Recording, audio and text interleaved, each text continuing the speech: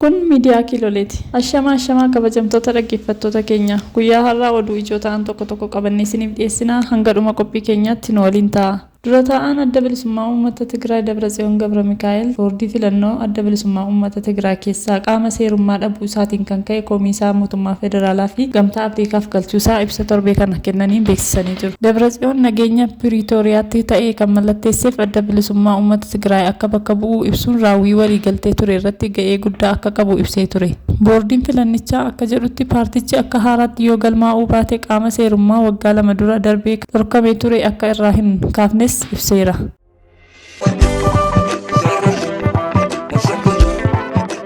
Chaayinaatti odeeffannoo intarneetaa irratti miidhaa geessisan waajjira ministeeraa Keeniyaa irratti sadan darban miidhaa marsaalee geessisuu isaanii Reuters gabaasee ture. Chaayinootni odeeffannoo sakatta'an kunis kaayyoon marsariitii irratti miidhaa geessisuu isaanii Keeniyaan Chaayinaa irraa gatii qabu baruuf akka ta'es beekamee jira. Kaayyoon marsariitii irratti miidhaa geessisuu barreessan pireezidaantii biyyichaa kan ta'an waajjira ministeeraa 8 fi dhaabbilee 8 irratti ta'uu beekameera.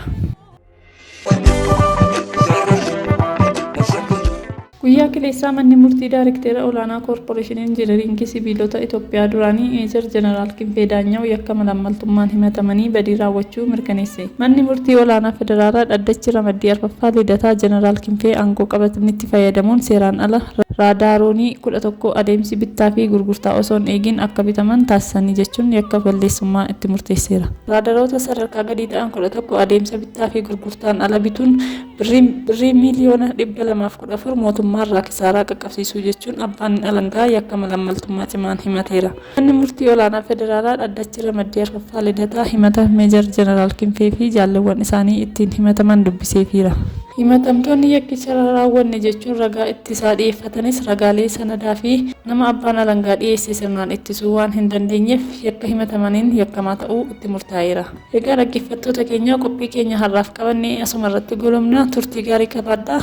Like, share, subscribe gochuun dagatina. Galatoomaa.